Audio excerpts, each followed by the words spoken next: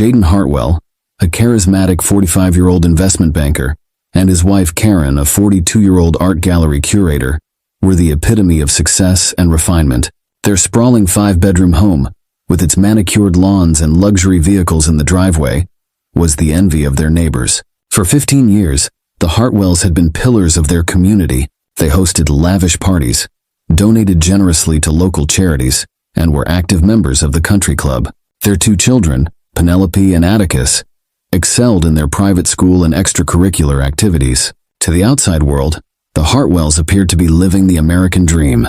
But beneath the veneer of perfection, a storm was brewing. In the spring of 2023, the facade began to crumble, revealing a tale of betrayal, illness, and revenge that would shock the community to its core. What followed was a series of events that would leave their friends, family, and neighbors questioning everything they thought they knew about the Hartwells. Jaden and Karen's love story began in the fall of 2003 at Northwestern University. Jaden, a senior majoring in finance, first spotted Karen at a campus art exhibition.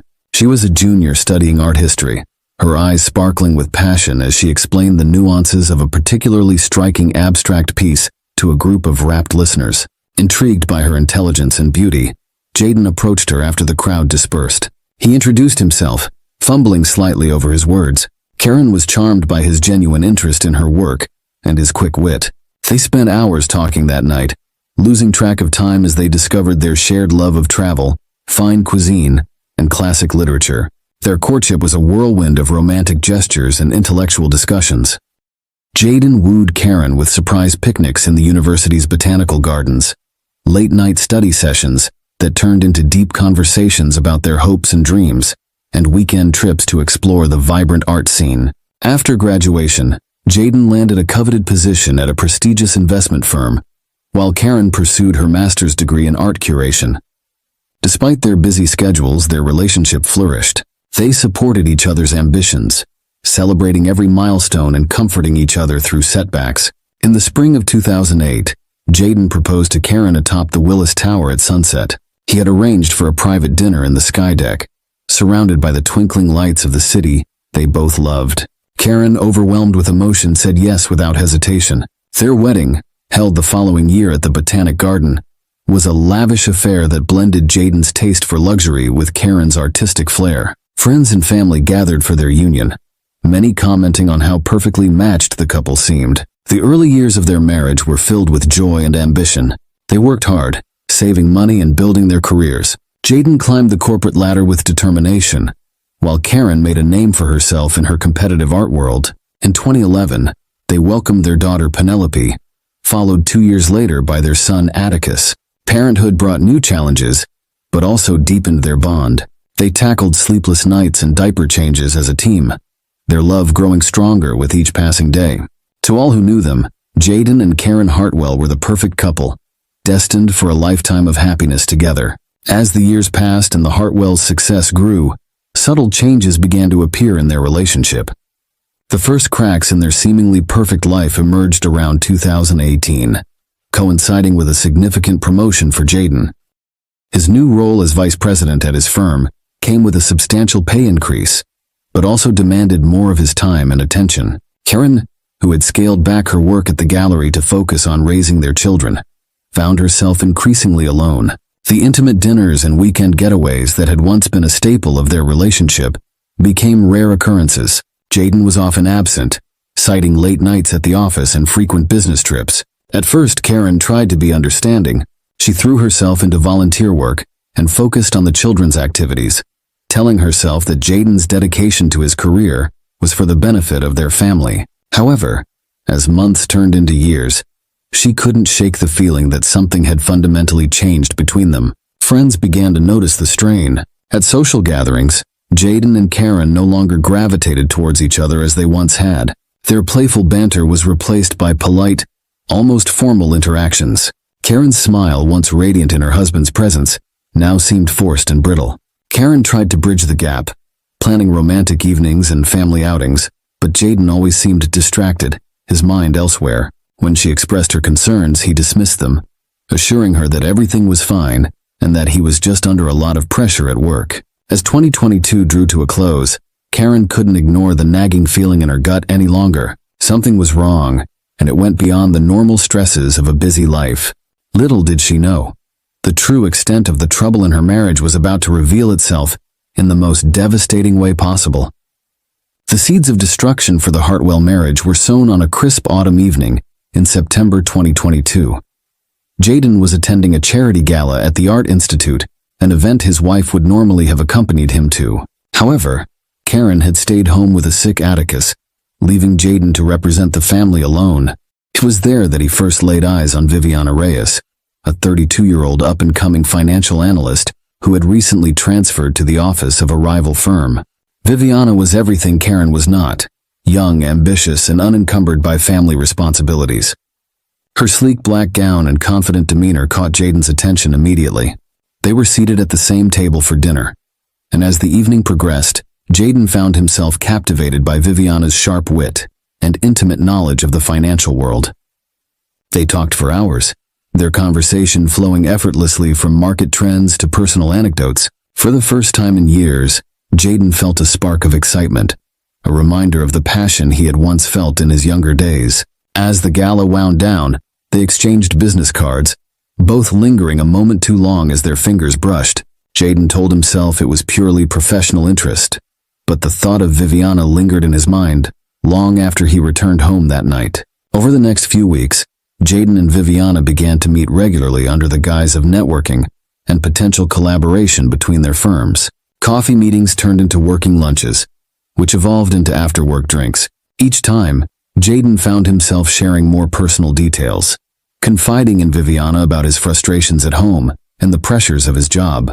Viviana, for her part, was drawn to Jaden's power and success. She saw in him a potential mentor and perhaps something more. She listened to his troubles with sympathy, offering understanding and support that Jaden felt had been missing from his life. The line between professional and personal blurred rapidly. A late-night strategy session at Viviana's apartment became the catalyst for their first kiss.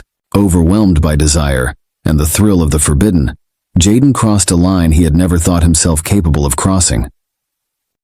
As he drove home that night, guilt warred with exhilaration in his mind. He told himself it was a one-time mistake, that he would end it immediately. But as the days passed, he found himself unable to stay away from Viviana. What had started as a chance encounter was quickly developing into a full-blown affair, one that would have catastrophic consequences for everyone involved. In January 2023, while Jaden was deepening his involvement with Viviana, Karen received news that would shake the very foundation of her world. What she had initially dismissed as fatigue and stress-related symptoms turned out to be something far more sinister. After a series of tests and a biopsy, Karen was diagnosed with stage 3 breast cancer. The day she received the diagnosis, Karen sat alone in the sterile exam room, her mind reeling as the oncologist gently explained the treatment plan. She felt numb, barely registering the doctor's words about chemotherapy, radiation, and survival rates. In that moment, all she wanted was her husband by her side. But Jaden was unreachable, his phone going straight to voicemail. When she finally broke the news to Jaden that evening, his reaction was a mixture of shock and what Karen perceived as detachment. He held her as she cried, murmuring words of comfort, but she couldn't shake the feeling that his mind was elsewhere. She attributed his distance to the stress of processing the diagnosis, never suspecting the true reason for his distraction. The following weeks were a whirlwind of appointments and decisions. Karen threw herself into researching treatment options and support groups, determined to face her battle with courage. Jaden accompanied her to doctor's visits and helped arrange for additional help with the children, but there was a palpable tension between them. Internally, Jaden was racked with guilt. The timing of Corinne's illness couldn't have been worse, coming just as his affair with Viviana was intensifying. He found himself torn between his duty to his wife and his growing feelings for his mistress. The stress of maintaining his double life while supporting Karen through her illness began to take its toll. As Karen prepared to begin her first round of chemotherapy, she reached out to Jaden for emotional support, hoping to reconnect with her husband in the face of this life-altering challenge. But the man she had once considered her rock now seemed distant and unreachable. Little did she know, the worst of his betrayal was yet to come. As winter melted into spring, Jaden Hartwell found himself living two entirely separate lives. By day, he was the supportive husband, accompanying Karen to chemotherapy sessions, managing the household and maintaining a facade of normalcy for their children. By night, he was Viviana's passionate lover, escaping into a world of excitement and freedom from the burdens of his family life. The guilt of his infidelity, compounded by Karen's illness, ate away at Jaden. He threw himself into his work with renewed vigor, using it as an excuse to create distance from both women. Late nights at the office became his refuge, a neutral space where he could avoid confronting the reality of his choices. Karen, weakened by her treatments and focused on her recovery, initially attributed Jaden's absences to the demands of his job and the stress of her illness. She leaned heavily on her sister Imogen and a close-knit group of friends who rallied around her during this difficult time. They provided the emotional support that seemed to be lacking from her husband, though none of them dared to voice their concerns about Jaden's behavior. Meanwhile, Viviana grew increasingly impatient with the limitations of their relationship. She pressed Jaden for more of his time and attention, hinting at a future together. Jaden, unable to fully commit but unwilling to let her go, placated her with promises of a vacation together once things settled down at home.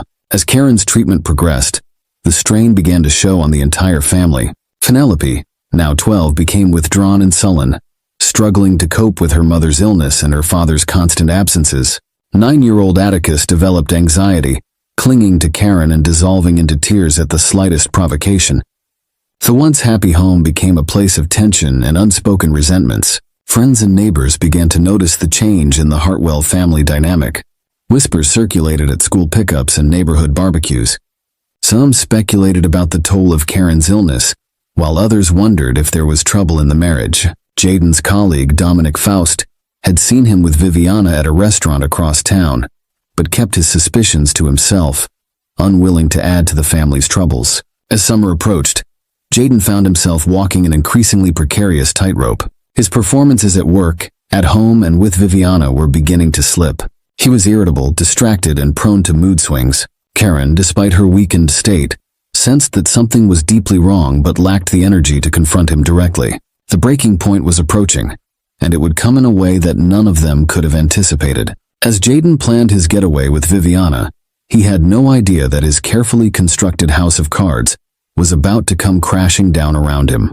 As July 2023 arrived, bringing with it a heat wave that blanketed in sweltering temperatures, Jaden Hartwell made a decision that would irreversibly alter the course of his life and the lives of those around him. With Karen's chemotherapy scheduled to continue throughout the summer, Jaden announced that he needed to take a business trip to close an important deal in the Cayman Islands. Karen, pale and exhausted from her most recent round of treatment, nodded weakly at the news. She was too drained to question the timing or the necessity of the trip, simply asking him to call regularly to check on her and the children. Jaden felt a pang of guilt as he looked at his wife, but the guilt wasn't enough to deter him from his plans. In reality, there was no business deal. Jaden had arranged a week-long romantic getaway with Viviana, using his connections to book a luxurious private villa on a secluded beach. As he packed his bags, hiding gifts for Viviana among his clothes, he rationalized his actions. He told himself that he deserved this break, that the stress of the past months entitled him to some happiness. The moment Jaden and Viviana arrived at their tropical paradise, they threw caution to the wind. They spent their days lounging on the beach, sipping cocktails, and indulging in expensive meals. Their nights were filled with passion, both of them reveling in the freedom to be together openly. Jaden pushed thoughts of Karine and his children to the back of his mind, fully immersing himself in the fantasy of a life with Viviana. Back in their house, Karen's condition took a turn for the worse. The side effects of her latest treatment hit her hard, leaving her bedridden and feverish. Imogen moved in temporarily to help with the children and Karen's care, growing increasingly frustrated with her brother-in-law's absence. She tried repeatedly to reach Jaden, but his phone went unanswered. It was Penelope, who unwittingly set in motion the events that would expose Jaden's betrayal. Worried about her mother and angry at her father's absence, she decided to use the emergency credit card Jaden had given her to order flowers for Karen. When the card was declined, she called the customer service number, posing as Karen to inquire about recent transactions. The customer service representative, fooled by Penelope's act, revealed a list of charges from the Cayman Islands: luxury restaurants, high-end boutiques, and a jewelry store.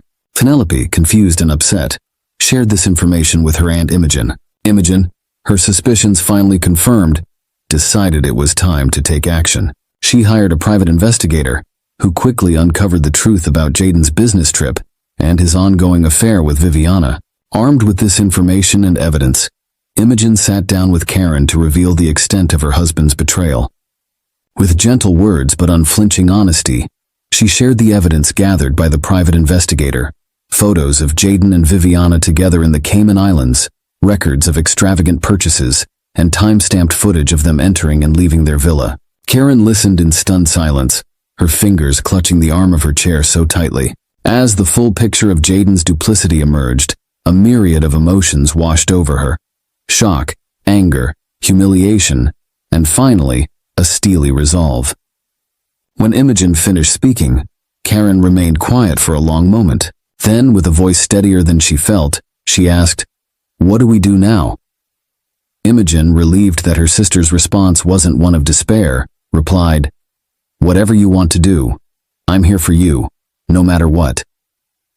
It was at that moment, with her sister's unwavering support and the harsh truth laid bare before her, that Corinne began to formulate her plan for revenge. She would not let cancer or her husband's betrayal define her. Instead, she would take control of her narrative and secure her future on her own terms. As Karen absorbed the crushing reality of Jaden's infidelity, a transformation took place within her. The initial shock and heartbreak quickly gave way to a cold, calculated anger. Despite her weakened physical state, Karen's mind sharpened with purpose. She realized that while cancer had threatened to take her life, Jaden had chosen to destroy their marriage. In the quiet hours of the night, as her children slept and Imogen kept vigil, Karen began to formulate her plan. She would not be a victim, not of cancer and certainly not of her husband's betrayal.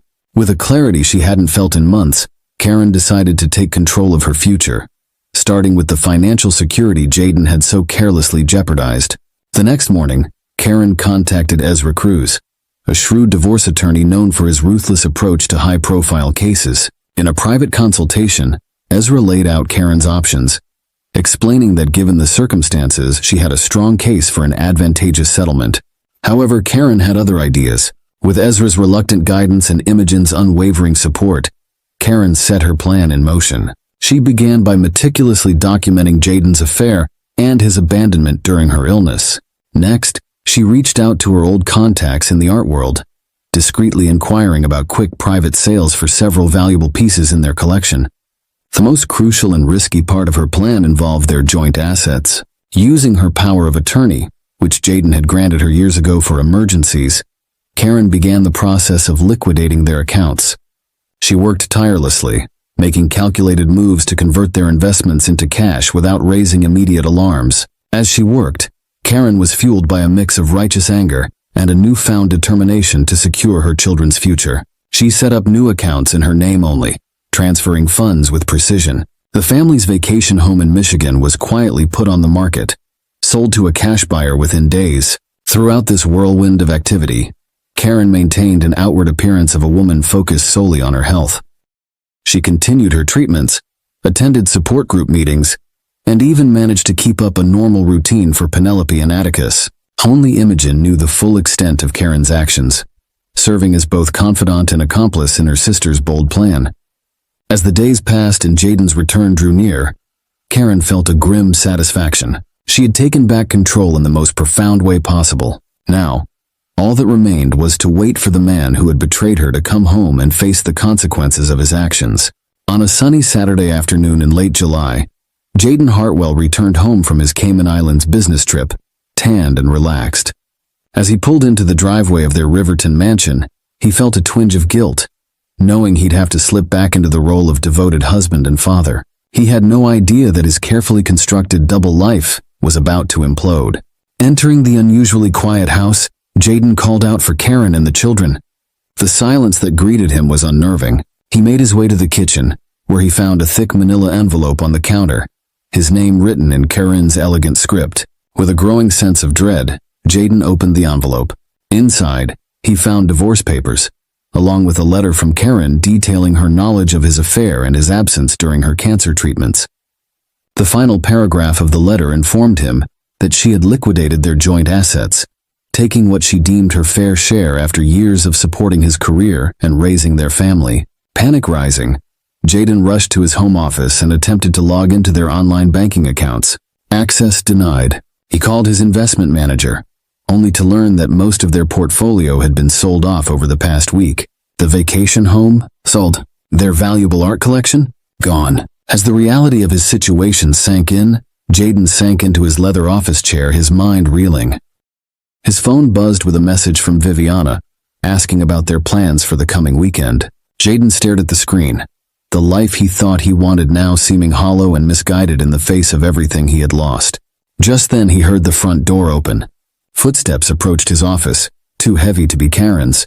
The door swung open to reveal Imogen, her face a mask of cold fury. She's here, Jaden realized, to ensure he understood the full magnitude of his mistakes and the consequences that were only beginning to unfold. Special agent of the FBI's white-collar crime division was assigned to investigate the case. Her team began the painstaking process of tracing the movement of the Hartwell's assets, looking for any signs of fraudulent activity or money laundering. What they uncovered was a complex web of transactions, all meticulously documented, and, much to their surprise, entirely legal. Karen's use of her power of attorney had been within her rights, and she had been careful to keep her actions just within the bounds of the law. However, the investigation did bring to light some questionable financial practices on Jaden's part. His expense accounts revealed a pattern of lavish spending that extended far beyond his trip with Viviana. There were irregular cash withdrawals, undeclared gifts, and suggestions of attempts to hide assets offshore. As Agent Vega dug deeper, she uncovered connections between Jaden and several companies that had recently been under scrutiny for insider trading. While not directly implicated, the evidence suggested that Jaden had been walking a fine ethical line in his professional dealings. In the spring of 2024, nearly a year after the implosion of the Hartwell family, the case finally went to trial. Jaden's lawyers attempted to paint Karen as a vindictive woman who had overreacted to a simple indiscretion, illegally seizing assets in a fit of jealous rage. They argued that her actions had not only destroyed Jaden's life, but had negatively impacted their children and potentially compromised client funds at his firm.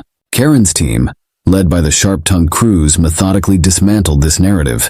They presented evidence of Jaden's long-term affair, his neglect during Karen's cancer treatment, and the paper trail of his own financial misdeeds. Witnesses, including Imogen and several of Jaden's former colleagues, testified to his erratic behavior and ethical lapses in the months leading up to the discovery of his infidelity. The most damning testimony came from Viviana Reyes, who, in exchange for immunity, revealed the full extent of her relationship with Jaden, including his promises to leave Karen and his dismissive comments about his wife's illness. As the trial progressed, it became clear that the case had evolved beyond a simple divorce proceeding. The judge, forced to consider the complexities of the situation, had to weigh not only the dissolution of the marriage, but also the potential criminal aspects of Jaden's financial dealings. After weeks of dramatic testimony and skillful legal maneuvering, the court prepared to render its verdict. Jaden, found guilty of multiple financial crimes, sentenced to 3 years in a minimum security prison. At the center of this tragic story were 3 individuals whose lives became inextricably intertwined. Oliver Holbrook, a charismatic local businessman, Taylor Tanner, a devoted elementary school teacher, and Claire Reeves, a newcomer with a mysterious past. Their fates collided in a perfect storm of desire, jealousy, and deceit that would leave 2 of them dead and the third forever changed. Oliver Holbrook was born and raised in Millbrook, the only child of Robert and Elizabeth Holbrook. From an early age, it was clear that Oliver was destined for success. His father, a prominent local attorney, instilled in him a strong work ethic and an unwavering ambition. His mother, a former beauty queen turned socialite, taught him the art of charm and social grace. Growing up, Oliver excelled in both academics and athletics. He was captain of the high school football team, president of the student council, and valedictorian of his graduating class. After high school, Oliver attended an Ivy League university where he studied business and economics. But there was another side to Oliver Holbrook, one that few people saw. Behind his winning smile and easy charm lay a calculating mind and an insatiable hunger for control. He was a master manipulator, skilled at identifying people's weaknesses and exploiting them for his own gain. In both business and his personal life, Oliver viewed relationships as transactions, always looking for what he could get out of them. Despite his success, Oliver was never satisfied.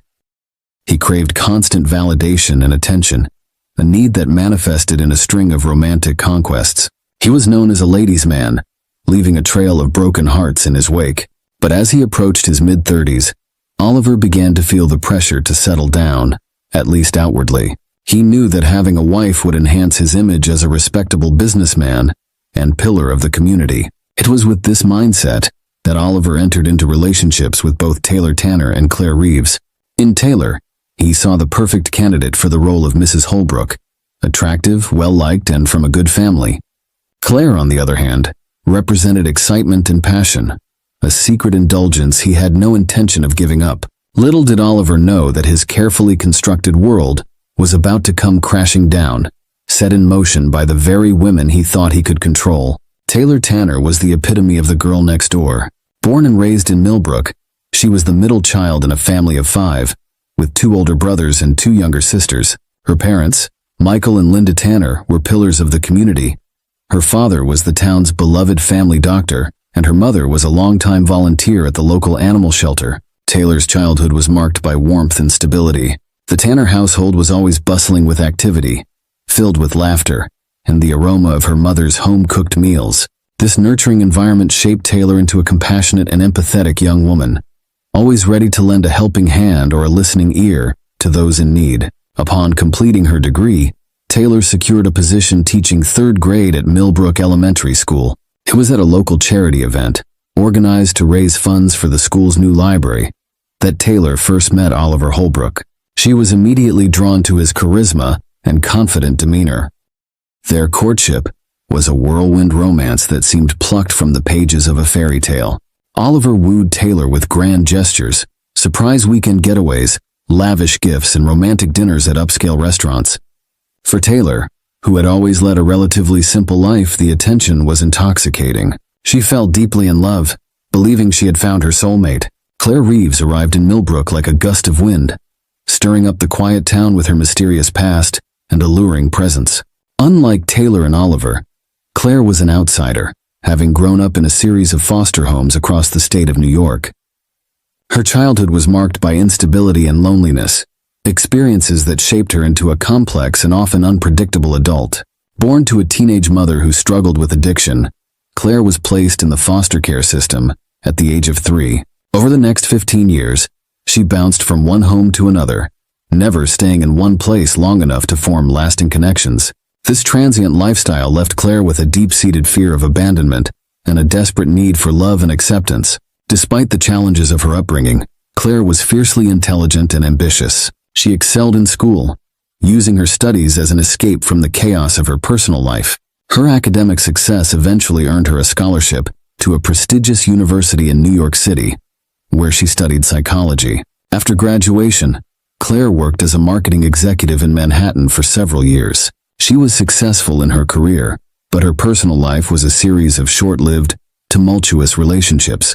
Each failed romance left her feeling more empty and desperate for connection. It was in the wake of a particularly painful breakup that Claire decided to leave the city behind and start fresh. She had inherited a modest sum of money from a former foster mother who had shown her particular kindness, and she used this windfall to buy a small cottage on the outskirts of Millbrook. Claire was drawn to the town's picturesque charm and the promise of a simpler life. Upon her arrival in Millbrook, Claire quickly caught the attention of the locals.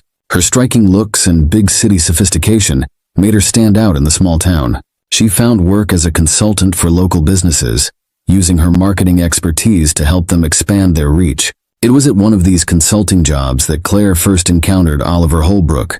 The attraction between them was immediate and electric. In Oliver, Claire saw everything she had ever wanted: success, stability, and the promise of love. For the first time in her life, she allowed herself to hope for a happy ending. As Claire and Oliver began their clandestine affair, she convinced herself that she had finally found her place in the world. She threw herself into the relationship with the desperation of someone who had never known true belonging. However, Claire's fragile sense of security would soon be shattered by the revelation of Oliver's engagement to Taylor. This betrayal would trigger all of Claire's deepest fears and insecurities, setting in motion a tragic chain of events that would leave an indelible mark on the town of Millbrook. As summer turned to fall in Millbrook, the lives of Oliver, Taylor, and Claire became increasingly entangled in a complex web of desire, deceit, and jealousy. Oliver, ever the skilled manipulator, carefully navigated his relationships with both women, feeding each of them just enough attention and affection to keep them invested. With Taylor, Oliver played the role of the devoted fiancé. He attended local events by her side, charmed her family at Sunday dinners, and made grand plans for their future together. Taylor basked in the glow of their engagement, excitedly sharing details of their upcoming wedding with anyone who would listen. Meanwhile, Oliver's encounters with Claire took place in the shadows. They met in out-of-the-way restaurants in neighboring towns, or at Claire's secluded cottage. During these stolen moments, Oliver showered Claire with the passion and intensity that he carefully held back from Taylor. He fed Claire's hopes with vague promises of a future together, always with the caveat that he needed time to handle things with Taylor. As the weeks passed, tension began to build between Taylor and Claire. Even though Taylor remained unaware of the true nature of Claire's relationship with Oliver, the two women often found themselves at the same local events, with Claire's presence invariably drawing Oliver's attention away from his fiancée. Taylor, trusting and naive, initially tried to befriend Claire. Sensing the newcomer's loneliness, she invited Claire to girls' nights out and community functions, unwittingly providing more opportunities for Oliver and Claire to cross paths. Claire, consumed by her feelings for Oliver and racked with guilt over betraying Taylor's friendly overtures, became increasingly volatile. Her behavior swung between overly solicitous towards Taylor and barely concealed hostility. These mood swings did not go unnoticed by the townspeople, who began to speculate about the source of Claire's apparent instability. Oliver observed the growing friction between the two women, with a mixture of anxiety and satisfaction. While he worried about his carefully constructed double life unraveling, he also reveled in the knowledge that two beautiful women were competing for his affections. As autumn progressed and the date of Oliver and Taylor's wedding drew nearer, the situation became increasingly untenable. Claire's demands for Oliver to leave Taylor grew more frequent and desperate, while Taylor remained blissfully unaware of the storm brewing around her. Little did any of them know that their actions over the next few months would shatter the peaceful facade of Millbrook and change their lives forever. On a crisp October morning, the day of Oliver and Taylor's wedding arrived. The entire town of Millbrook seemed to be in attendance, filling the picturesque white church to capacity. Taylor, radiant in a classic white gown, walked down the aisle on her father's arm, her face beaming with joy and love. Oliver stood at the altar, outwardly the picture of a happy groom, but those who knew him well might have noticed a flicker of unease in his eyes, a tension in his shoulders that belied his calm exterior. As he recited his vows, promising to love and cherish Taylor for all eternity, his thoughts couldn't help but stray to Claire. Unbeknownst to the happy couple and their guests, Claire was outside the church, hidden from view but close enough to hear the ceremony. Each word of love and devotion that echoed from within the building was like a dagger to her heart. As the church bells rang out, signaling the completion of the ceremony, Claire felt something inside her snap. The reception that followed was a joyous affair, with the entire town celebrating the union of two of its most beloved residents. Taylor danced and laughed, surrounded by friends and family, while Oliver played his role to perfection, ever the charming and attentive new husband. But as the night wore on and the champagne flowed freely, Oliver found his mask slipping. More than once, Taylor caught him staring off into the distance, a troubled expression on his face. When she asked what was wrong, he brushed off her concerns with a quick smile and a kiss. As the newlyweds drove off to their honeymoon, tin cans rattling behind their car and well wishes ringing in their ears, neither of them could have imagined the dark turn their lives were about to take. For in the shadows, Claire Reeves was already plotting her revenge. In the weeks following Oliver and Taylor's wedding, Claire Reeves spiraled into a pit of despair and obsession. The life she had imagined for herself, a future with Oliver, had been snatched away, leaving her feeling betrayed and discarded. Her fragile psyche, already damaged by years of abandonment and instability, began to fracture under the weight of her grief and anger. At first, Claire tried to move on. She threw herself into her work, taking on more consulting projects than ever before. She attempted to socialize, accepting invitations to local gatherings and community events. But everywhere she went, she was confronted with reminders of Oliver and Taylor's happiness. The newlyweds were the talk of the town, their smiling faces seeming to mock Claire at every turn. As her pain deepened, Claire's behavior became increasingly erratic. She started showing up late to meetings or missing them entirely. Her appearance, once impeccable, grew disheveled. Concerned neighbors reported seeing her wandering the streets late at night, muttering to herself. But it was Claire's growing obsession with Taylor that truly marked her descent into madness. She began stalking the young teacher, following her to and from work, watching her house from a distance. Claire convinced herself that if she could just understand Taylor, figure out what made her so special in Oliver's eyes, she could win him back. Claire's cottage became a shrine to her obsession. Walls were covered with photos of Taylor cut from local newspapers and printouts from social media. She created elaborate timelines and diagrams, trying to piece together every detail of Taylor's life and her relationship with Oliver. As weeks turned into months, Claire's fantasies grew darker. She began to imagine scenarios where Taylor was out of the picture, leaving the path clear for her to reclaim Oliver's affections. At first, these were harmless daydreams, Taylor moving away or realizing she didn't love Oliver after all. But gradually, Claire's thoughts turned to murder. She spent hours researching different methods, weighing the pros and cons of each with a detached, almost clinical precision. She created multiple plans, each more elaborate than the last, always careful to cover her tracks and establish alibis. Throughout this time, Claire maintained sporadic contact with Oliver. Their encounters were brief and increasingly tense, with Claire alternating between desperate pleas for him to leave Taylor and icy accusations of betrayal. Oliver, growing uncomfortable with Claire's intensity, began to distance himself, unaware of the dangerous turn her obsession had taken. As winter settled over Millbrook, Claire's plans began to crystallize. She had chosen her method, a staged hit-and-run accident that would leave no trace of her involvement. In her deluded mind, she had convinced herself that eliminating Taylor was not just for her own benefit, but for Oliver's as well. She truly believed that he was trapped in an unhappy marriage, and that she would be liberating him. The night before she planned to carry out her deadly scheme, Claire stood in front of her mirror, barely recognizing the wild-eyed woman staring back at her. For a brief moment, a flicker of doubt crossed her mind, but then she remembered the sound of wedding bells, the sight of Oliver kissing his bride, and her resolve hardened once more. On a foggy Wednesday morning in February, Taylor Tanner Holbrook left her house for her daily jog. Just as she had done countless times before, the streets were quiet. Most of Millbrook's residents still tucked away in their warm beds. Taylor, with her bright yellow running jacket and bouncing ponytail, was a spot of color in the gray landscape. Unbeknownst to Taylor, Claire Reeves was waiting, her heart pounding with a mixture of fear and anticipation. She sat in a stolen car at the end of a secluded stretch of road, her hands gripping the steering wheel so tightly her knuckles had turned white. As Taylor's form appeared through the mist, Claire took a deep breath and turned the key in the ignition. The next few moments passed in a blur of screeching tires, a muffled scream, and the sickening thud of impact. Claire, operating on autopilot, quickly drove away from the scene, leaving Taylor's crumpled body on the side of the road. It was a jogger who found Taylor an hour later. By then it was too late. Despite the best efforts of paramedics, Taylor was pronounced dead at the scene. The news spread through Millbrook like wildfire, leaving the town reeling in shock and grief.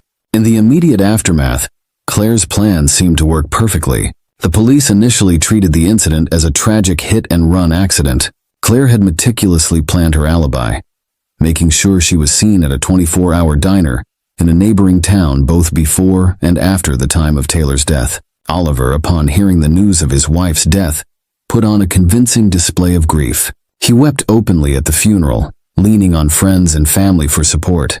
To all outward appearances, he was a devastated widower, struggling to come to terms with his loss. But as the initial shock wore off, and the investigation deepened, cracks began to appear in the facade. Detective Lisa Montague, assigned to the case, sensed that there was more to Taylor's death than a simple accident. As she dug deeper, she began to uncover the tangled web of relationships that had led to this tragic event. Meanwhile, Claire watched from the sidelines, a mix of guilt and triumph warring within her. She had achieved her goal. Taylor was gone. Now surely Oliver would be hers. But as the days passed and Oliver remained distant, doubt began to creep into her mind. Had she made a terrible mistake? In the weeks following Taylor's death, Millbrook was shrouded in a pall of grief and suspicion. The once friendly neighbors now eyed each other warily, wondering if a killer walked among them. Detective Montague's investigation sent ripples through the community as she interviewed friends, family, and acquaintances of Taylor. Oliver Holbrook maintained his role as the grieving widower, making tearful appearances on local news channels and offering a substantial reward for information leading to the arrest of Taylor's killer. He threw himself into charity work in Taylor's name, establishing a foundation to support local education initiatives. Claire, meanwhile, struggled to maintain her composure. The guilt of her actions weighed heavily on her, manifesting in bouts of insomnia and panic attacks. She obsessively followed the news of the investigation, terrified that each day would bring a knock on her door from the police. As Detective Montague delved deeper into Taylor's life, she began to uncover inconsistencies in Oliver's story. Several witnesses reported seeing him arguing with Taylor in the weeks leading up to her death. Financial records showed large, unexplained withdrawals from their joint account. The detective's attention also turned to Claire. Her erratic behavior in the months prior to Taylor's death had not gone unnoticed, and her sudden calming in the aftermath raised suspicions. When questioned, Claire's alibi seemed airtight, but Montague sensed she was hiding something. As winter gave way to spring, Claire's initial elation at having eliminated her rival began to fade, replaced by a growing sense of unease. Despite her expectations, Oliver had not rushed into her arms in the wake of Taylor's death. In fact, he had become increasingly distant, avoiding her calls and making excuses to cancel their planned meetings. Frustrated and confused, Claire decided to confront Oliver at his office after hours.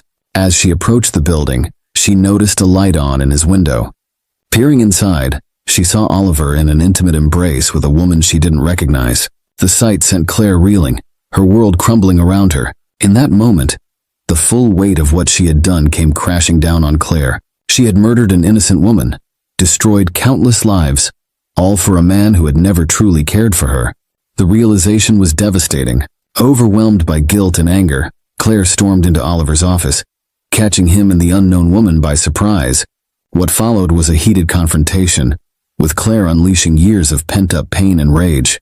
She accused Oliver of using her, of manipulating her feelings to get rid of Taylor. Oliver, his carefully constructed facade finally cracking, didn't deny her accusations. Instead, he coldly informed Claire that she had served her purpose and was no longer needed. He threatened to expose her role in Taylor's death if she didn't disappear from his life for good. Shattered and desperate, Claire fled the office, her mind racing. She now realized the true extent of Oliver's manipulation and her own terrible mistake. As she drove home in a daze, Claire was unaware that her confrontation with Oliver had been witnessed by someone else, someone who would soon set in motion the final act of this tragic play. The woman Claire had seen with Oliver was Olivia Chen, a brilliant young lawyer who had recently joined Oliver's firm. Olivia had been drawn into an affair with Oliver, seduced by his charm and the promise of career advancement. However, unlike Claire, Olivia was not blind to Oliver's true nature.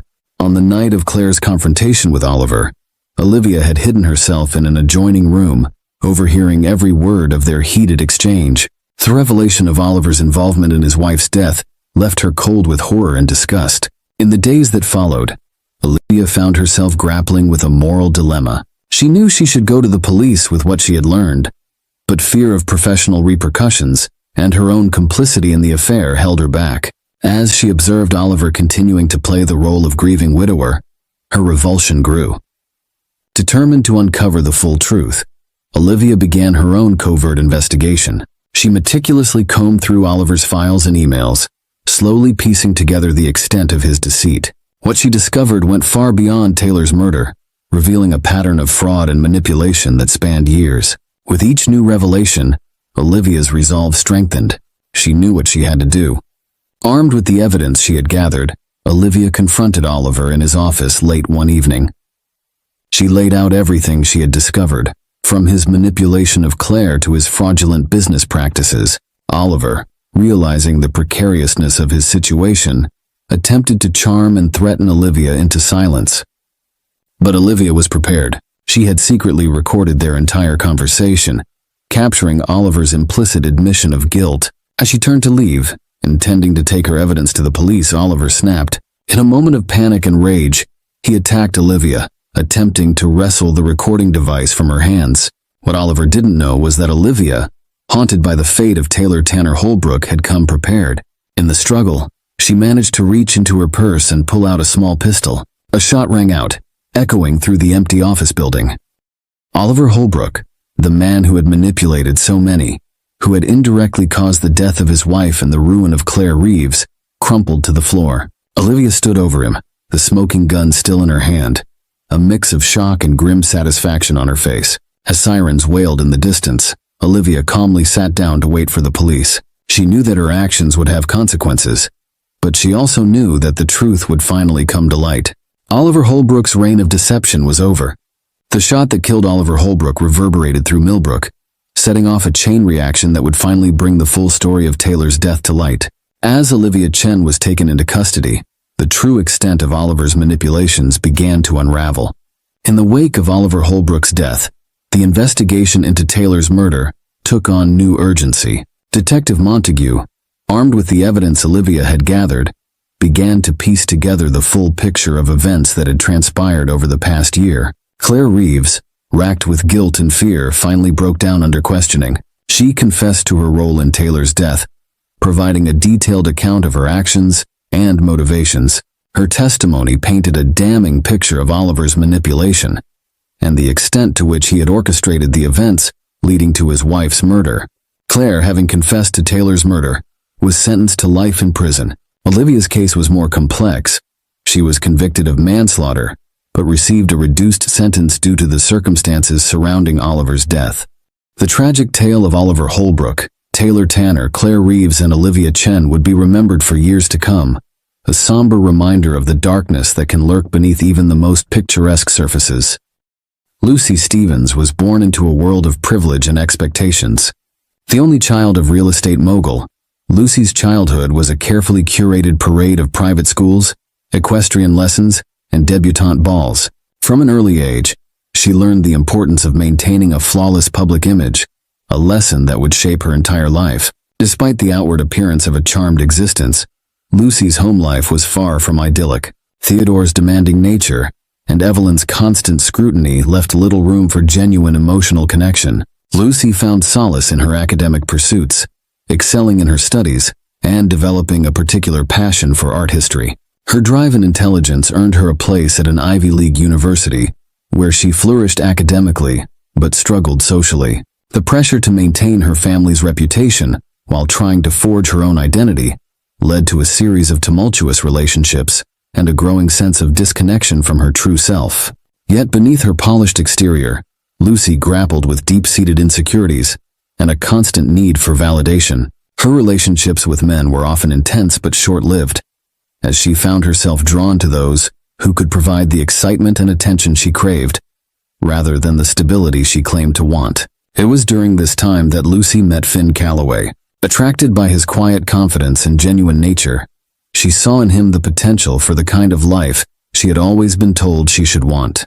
As their relationship progressed, Lucy convinced herself that Finn was the answer to all her inner turmoil, the key to finally becoming the person she was meant to be.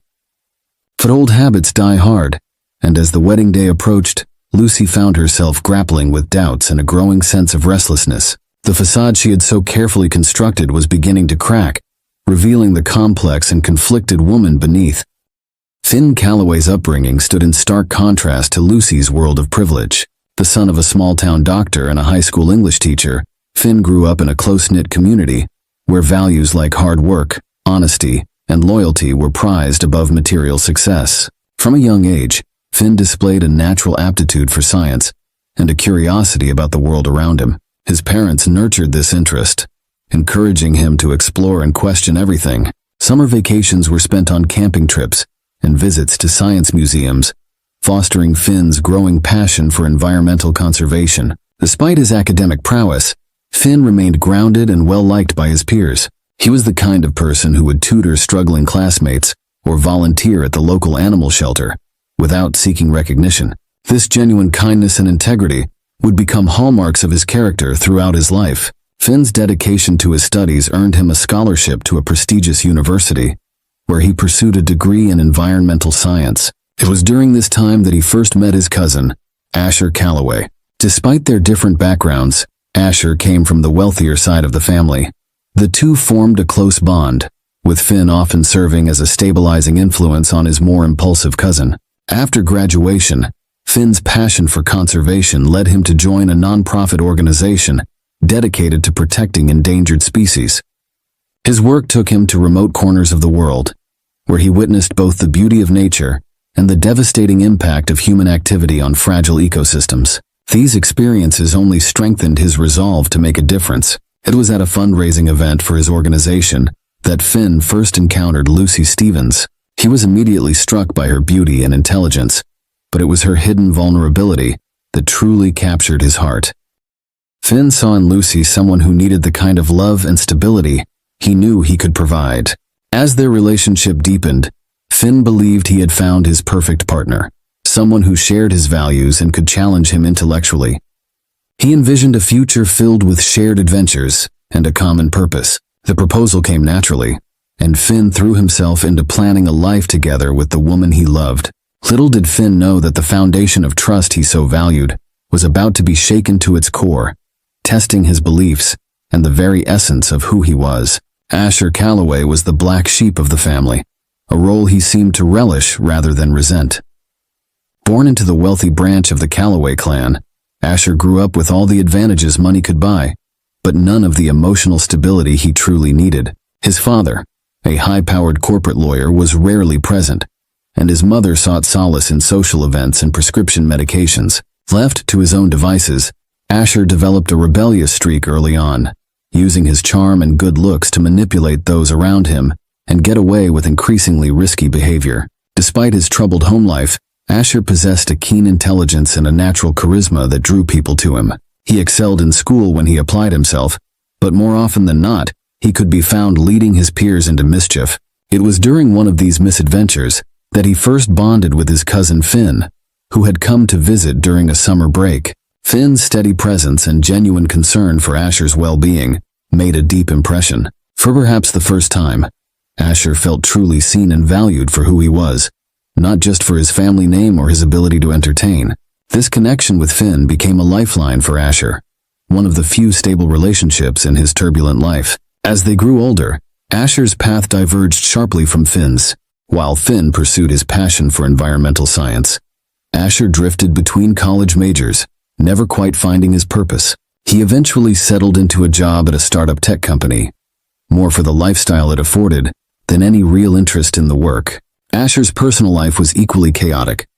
A string of failed relationships left him cynical about love, yet he continued to seek validation through conquest. He developed a reputation as a charming rogue, leaving a trail of broken hearts in his wake. When Finn introduced Asher to Lucy, something shifted in Asher's world. Here was a woman who seemed to match him in wit and complexity, who understood the pressures of coming from a prominent family.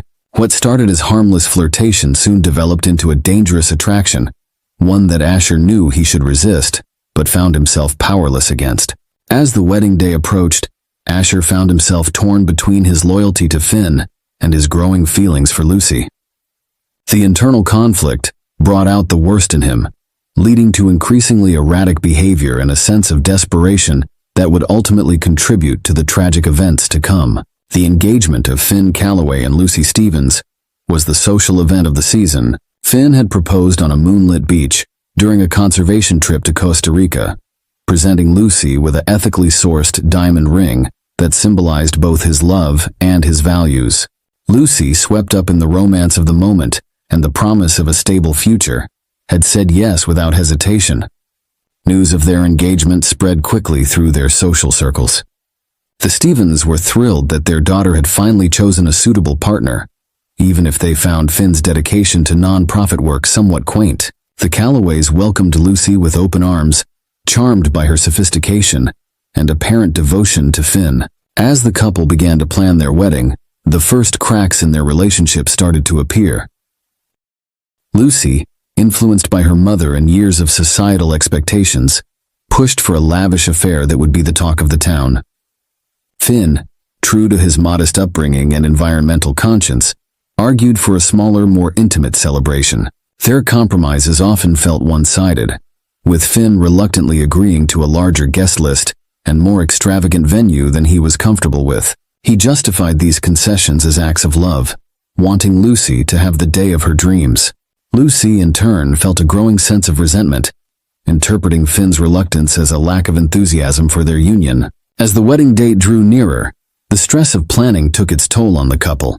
Lucy became increasingly short-tempered, snapping at Finn over small details like the shade of the table linens or the selection of wines.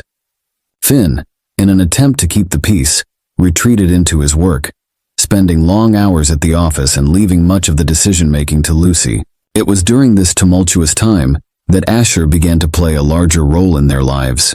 Always ready with a joke to lighten the mood or a shoulder to cry on, he became a confidant for both Finn and Lucy. Finn, grateful for his cousin's support, failed to notice the lingering glances between Asher and Lucy, or the way their hands would brush against each other just a moment too long. Lucy found herself looking forward to Asher's visits, relishing the excitement and unpredictability he brought into her increasingly regimented life.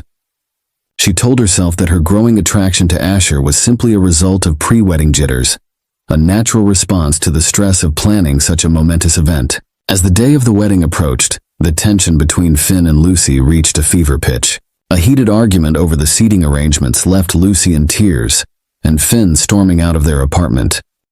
It was Asher who came to comfort Lucy, bringing with him a bottle of expensive champagne and a sympathetic ear. That night, as Lucy poured out her fears and doubts, something shifted between her and Asher. The line between comfort and desire blurred, and in a moment of weakness, they shared a kiss that would set in motion a chain of events leading to tragedy. The next morning, racked with guilt but unable to deny the passion she felt, Lucy made a decision that would alter the course of all their lives. She convinced herself that what Finn didn't know wouldn't hurt him, and that she could have one last taste of excitement before settling into married life.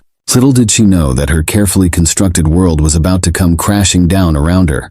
The affair between Lucy Stevens and Asher Calloway began like a spark in dry tinder, quickly consuming all reason and caution. What started as stolen glances and lingering touches soon escalated into clandestine meetings and passionate encounters. Their first rendezvous occurred under the guise of wedding planning. Lucy had asked Asher to help her choose a surprise gift for Finn, knowing full well that her intentions were far from innocent. They met at an upscale hotel bar, the kind of place where discretion was guaranteed and questions were never asked. As they sat close together, heads bent over a catalog of watches, the electricity between them was palpable. Asher's hand brushed against Lucy's, and in that moment all pretense fell away. Without a word, they made their way to a room Asher had reserved just in case. The guilt came later, as Lucy lay in bed next to an unsuspecting Finn. She told herself it was a one-time mistake, a moment of weakness that would never be repeated. But the thrill of the forbidden proved too intoxicating to resist. Asher and Lucy developed an elaborate system of coded messages and alibis. A text about flower arrangements meant a meeting at their hotel.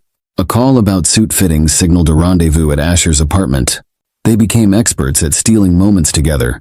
A quick tryst in Lucy's office, a passionate encounter in Asher's car parked in a secluded spot. The risk of discovery only added to the excitement. There were close calls that left them breathless with fear and exhilaration. Once, Finn nearly walked in on them at a family dinner, where Asher and Lucy had snuck away to the coat closet for a heated embrace. Another time, a friend of Lucy's spotted them holding hands in a cafe across town, forcing them to concoct an elaborate lie about discussing surprise party plans for Finn. As the wedding day drew nearer, the intensity of their affair increased. Lucy found herself comparing Finn to Asher, always finding her fiancé wanting. Asher was spontaneous where Finn was predictable, dangerous where Finn was safe. She began to question everything about her relationship and the life she had planned. Asher, for his part, found himself falling deeper than he ever intended. What had started as a conquest, another notch in his belt, had become something more. He began to imagine a future with Lucy, one where they could be together openly. The fact that this future would come at the expense of his cousin's happiness was a detail he conveniently ignored. In quieter moments, Both Lucy and Asher were plagued by guilt. They knew the pain their actions would cause if discovered, the lives they would destroy. But in the heat of passion, these concerns always faded away, overshadowed by the intensity of their desire. As the weeks passed, their ability to separate fantasy from reality began to blur. They made promises to each other that they knew they couldn't keep, spoke of a love that was doomed from the start. And all the while, the date of Lucy and Finn's wedding loomed ever closer, a ticking time bomb neither of them knew how to defuse. Finn Calloway had always prided himself on his intuition, his ability to read people and situations. It was a skill that had served him well in his conservation work, allowing him to navigate complex negotiations and delicate ecosystems. But when it came to the betrayal brewing right under his nose, Finn found himself uncharacteristically blind. The first hints of trouble were subtle, easily dismissed. Lucy's sudden obsession with her phone, the way she would quickly end calls when Finn entered the room. Her increased irritability, which she blamed on wedding stress, the lingering scent of unfamiliar cologne that she attributed to a new coworker at the gallery. It was Asher's behavior that finally triggered Finn's suspicions. His cousin, usually so eager to be involved in their lives, began to make excuses to avoid family gatherings. When he did attend, there was a nervous energy about him, a guilty look that flashed across his face whenever he glanced at Lucy. Finn tried to shake off his doubts, telling himself he was being paranoid, but the nagging feeling persisted, growing stronger with each passing day. He began to pay closer attention, noting the way Lucy and Asher seemed to communicate without words, the inside jokes that excluded him.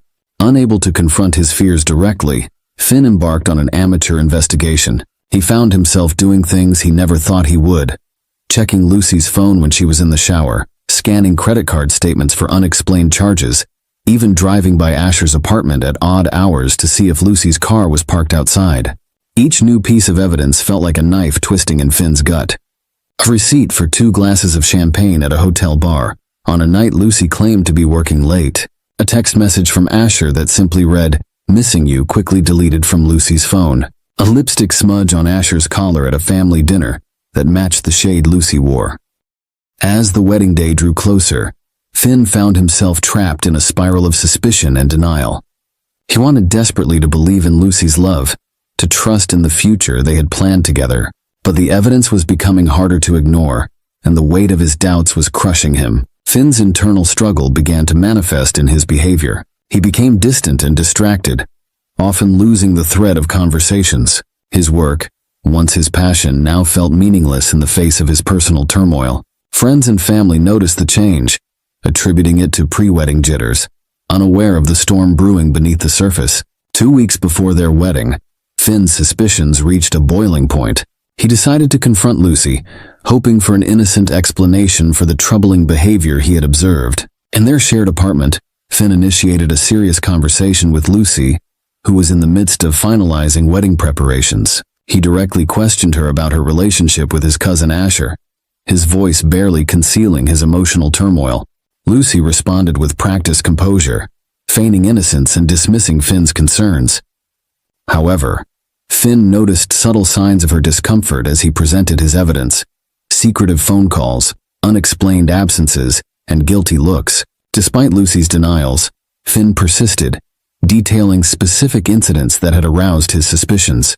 Lucy's responses became more elaborate and defensive, insisting that Finn was overreacting due to wedding stress. She emphasized her love for him and questioned why she would jeopardize their relationship. As the confrontation intensified, Lucy suggested calling Asher to corroborate her stories. Finn observed her nervousness as she dialed and put the call on speaker. Asher's voice filled the room, smoothly backing up Lucy's claims and providing alibis for every suspicious incident Finn mentioned. The united front presented by Lucy and Asher left Finn feeling drained and defeated. Their seamless coordination in denying his accusations only deepened his fears and suspicions. By the end of the conversation, Lucy attempted to reconcile, attributing Finn's concerns to wedding-related stress. She urged him to focus on their upcoming nuptials. Finn, unable to articulate his feelings, merely nodded in response. As he looked into Lucy's eyes, Finn realized that everything had changed. The trust that once formed the foundation of their relationship had been irreparably damaged, and with it, the future he had envisioned began to crumble. The morning of the wedding dawned bright and clear, a perfect day for a celebration of love. But within the luxurious bridal suite of the Rosewood Hills estate, the atmosphere was anything but joyous. Lucy sat at the ornate vanity, surrounded by her bridesmaids as they fussed over her hair and makeup. Her reflection stared back at her, pale and drawn despite the artfully applied cosmetics. The weight of her deception pressed down on her, making it hard to breathe in her intricately beaded gown. Across the estate, in a smaller room designated for the groom's party, Finn stood motionless as his best man adjusted his bow tie. His face was a mask of calm, betraying none of the turmoil raging within. The decision he had made in the dark hours of the morning felt both terrifying and inevitable. Asher arrived late, slipping into the room with an apologetic smile that didn't quite reach his eyes. Finn watched his cousin in the mirror, noting the nervous energy that radiated from him. Their eyes met for a brief moment, and Asher quickly looked away, unable to hold Finn's steady gaze. As the hours ticked by and the ceremony drew nearer, the tension in both rooms continued to build. Lucy found herself fighting back tears, ruining her carefully applied mascara. Finn's hands shook as he slipped his grandmother's watch onto his wrist, a family heirloom he had once imagined passing down to his and Lucy's son. Outside, blissfully unaware guests began to arrive, filling the air with excited chatter and laughter. The string quartet started to play, the gentle melodies a stark contrast to the emotional chaos unfolding behind closed doors. As the wedding planner's voice came through the door, announcing it was time to take their places, 3 hearts raced with a mixture of dread and anticipation. The moment of truth had arrived. The grand ballroom of Rosewood Hills had been transformed into a floral wonderland. Garlands of white roses and delicate baby's breath adorned every surface, their sweet scent filling the air. Sunlight streamed through the floor-to-ceiling windows, casting a warm glow over the assembled guests. As the music swelled, all eyes turned to the back of the room. Finn stood at the altar, his face an unreadable mask as he watched the bridal party make their way down the aisle. Asher, standing beside him as best man, shifted uncomfortably, his eyes darting between Finn and the entrance.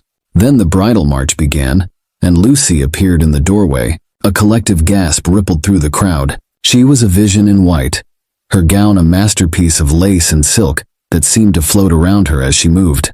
But those closest to her could see the strain in her smile, the slight tremor in her hands as she clutched her bouquet. As Lucy glided down the aisle on her father's arm, her eyes locked with Finn's. In that moment, a silent communication passed between them. Finn saw the fear and guilt in Lucy's gaze, while she recognized a coldness in his eyes that made her blood run cold. The ceremony began, the officiant's words washing over the couple without really registering. Lucy's responses were automatic, her voice barely above a whisper. Finn's were clear and strong, but lacking the warmth and love one would expect on such an occasion. As they reached the exchange of vows, a palpable tension filled the room. Guests shifted in their seats, picking up on the undercurrent of unease emanating from the couple. Asher stood rigid, his face a shade paler than usual as if sensing the impending disaster. Finn, the officiant said, "You may now recite your vows to Lucy." Finn took a deep breath, his eyes scanning the crowd before settling back on Lucy. When he spoke, his voice was clear and steady, carrying to every corner of the hushed room. "Lucy, I stand here today not to recite vows of love and fidelity, but to speak a truth that can no longer be ignored." His words sent a ripple of confusion through the guests. Lucy's eyes widened in horror as she realized what was about to happen.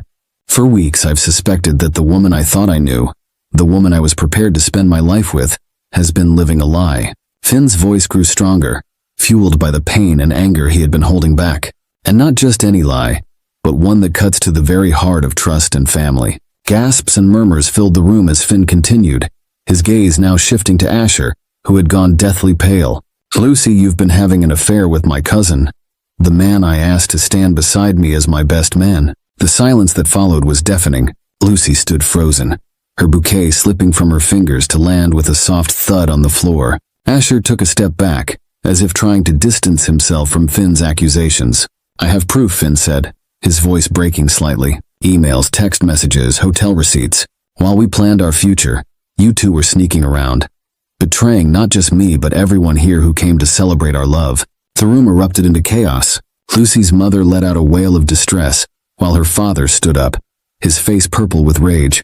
Finn's parents sat in shocked silence, their eyes darting between their son and their nephew. In the aftermath of Finn's revelation, Lucy found her voice amidst the chaos. She pleaded with Finn, attempting to explain the situation, insisting that his understanding was incorrect. However, Finn had reached his breaking point and was no longer receptive to her words. Turning to address the bewildered guests, Finn apologized for the false pretenses under which they had gathered. He announced the cancellation of the wedding, his words echoing through the stunned silence of the venue. With this declaration, he stepped down from the altar and began his solitary walk back down the aisle. As Finn passed Asher, he paused briefly. In a voice laden with hurt and betrayal, he expressed his deep disappointment, emphasizing the brotherly bond he had once believed they shared. The assembled guests watched in shocked silence as Finn made his way towards the exit. However, before he could reach the doors, a commotion near the altar redirected everyone's attention. All eyes turned back to where Lucy and Asher stood, as a new drama began to unfold at the focal point of what was supposed to be a joyous celebration. In the midst of the shocked murmurs and confused exclamations, Asher's hand moved to the inside of his jacket. Time seemed to slow as he pulled out a small gleaming object, a concealed handgun. As the situation escalated, Lucy was the first to notice the dangerous turn of events. She cried out Asher's name in alarm, her mascara-stained face contorted with fear. Her scream cut through the chaos, drawing everyone's attention. The assembled guests turned to see Asher raising a gun, his hand visibly shaking. Finn, alerted by Lucy's cry, turned back to face this new threat, his expression one of utter disbelief at the sight of his armed cousin. Panic immediately erupted in the venue. Guests scrambled for safety, some hiding behind chairs while others rushed for the exits. The string quartet abandoned their instruments, which clattered to the ground as the musicians fled. Despite the chaos, Finn maintained a surprising calm, addressing Asher in a steady voice. He attempted to reason with his cousin, urging him to reconsider his actions and lower the weapon. However, Asher appeared beyond rational thought, his eyes wild and unfocused as he ranted about ruined plans and lost happiness. Lucy, her wedding gown now disheveled, cautiously approached Asher. She pleaded with him, her voice shaking, trying to convince him that violence wasn't the solution. For a brief moment, it seemed her words might reach him, but Asher's resolve quickly hardened once more. The tension reached its breaking point as Asher declared there was no turning back. In a blur of motion, he tightened his grip on the trigger. Lucy lunged forward in an attempt to disarm him, while Finn sprinted towards them in a desperate bid to protect Lucy. The scene culminated in a heart-stopping moment as the deafening sound of a gunshot reverberated through the ballroom, leaving everyone in shock and uncertainty about who, if anyone, had been hit. The gunshot's echo lingered in the air, followed by a brief, chilling silence. Then, as if released from a spell, the scene erupted into chaos once more. Lucy collapsed to the ground, her pristine white wedding gown quickly staining with an alarming spread of crimson. Finn rushed to her side, all previous anger forgotten in the face of this horrific turn of events. He cradled her in his arms, the gravity of the situation overwhelming him. Meanwhile, Asher stood frozen in shock, the weapon slipping from his grasp and clattering to the floor. His expression was one of stunned disbelief, as if he was unable to process the consequences of his actions. Finn desperately tried to stem the flow of blood from Lucy's chest wound, his voice breaking as he pleaded with her to stay conscious. His earlier feelings of betrayal were now replaced by a frantic desire to save her life. Lucy struggled to focus on Finn, her eyes fluttering open with great effort. In a barely audible whisper, she attempted to apologize, her words interrupted by a cough that brought a trickle of blood to her lips. The gravity of her condition became painfully clear as she fought to express her regret, leaving the air heavy with unspoken words and the uncertainty of her fate. Around them, the scene was one of pandemonium. Guests who had medical training rushed forward to help, while others called emergency services. Asher remained rooted to the spot, unresisting as Finn's father and another guest restrained him. The wait for the ambulance felt interminable. Finn held Lucy, whispering words of encouragement and forgiveness, trying to keep her conscious. But with each passing minute, her responses grew weaker, her breathing more labored. By the time the paramedics arrived, it was too late. Despite their best efforts, Lucy Stevens was pronounced dead at the scene, her life cut short in the very place where she was supposed to begin a new chapter. As the police arrived and began to take control of the situation, the full weight of the tragedy settled over Rosewood Hills. What should have been a day of joy and celebration had become a nightmare that would haunt all present for years to come. In the months that followed the tragic events at Rosewood Hills, the lives of all involved were irrevocably changed. Asher Calloway was charged with second-degree murder and sentenced to life in prison, his once bright future extinguished by a moment of jealous rage. Finn Calloway, grappling with grief and guilt, left his job in the country seeking solace in the remote wilderness areas he had once fought to protect.